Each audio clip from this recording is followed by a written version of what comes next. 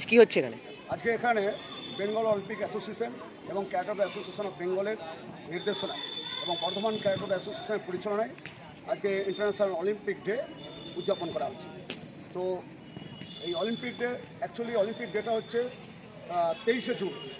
এটা প্রথম শুরু হয়েছিল 1894 সালে। তো 1894 সালে 12টা কান্ট্রি নিয়ে প্রথম Olympic association international Olympic committee গঠিত হয়।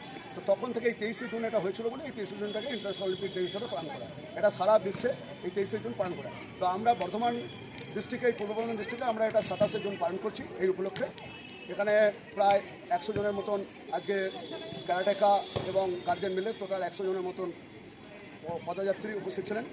আর এই পদযাত্রা আমাদের শুরু করেছি সাকাইপুর অমৃত সঙ্গের ময়দান থেকে। আমরা গিয়েছিলাম এখান থেকে গেলাম বিরাটা থেকে, ওখান থেকে আমরা গেছিলাম হাউজিং কোয়ার্টার হয়ে এটা সাকাইপুর পোস্ট অফিস মোড় হয়ে আবার আমরা অমৃত সঙ্গের মধ্যে টোটাল 1 কিলোমিটার আমরা এটা আজকে পদযাত্রা করছি। কি কর্মকাণ্ড করলেন ওখানে? এখানে কর্মকাণ্ড বলতে আমরা এই র্যালির মাধ্যমে নানা রকম ক্যারাটের কলাকৌশল দেখালাম, যেমন punching technique, striking techniques, blocking techniques, kicking techniques, এছাড়া নানচাকু এবং কাতা প্রদর্শন, এসব ক্যারাটের বিভিন্ন কলাকৌশল, সেলফ ডিফেন্স সব দেখানো।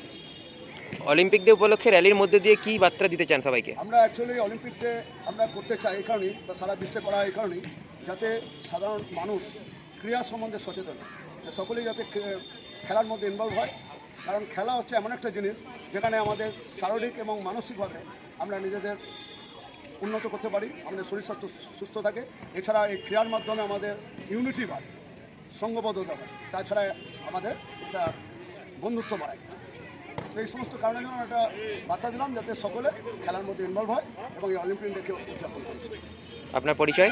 আমার নাম দেবাশিস কুমার মণ্ডল, আমি বর্ধমান ক্যারাটে অ্যাসোসিয়েশনের চেয়ারম্যান।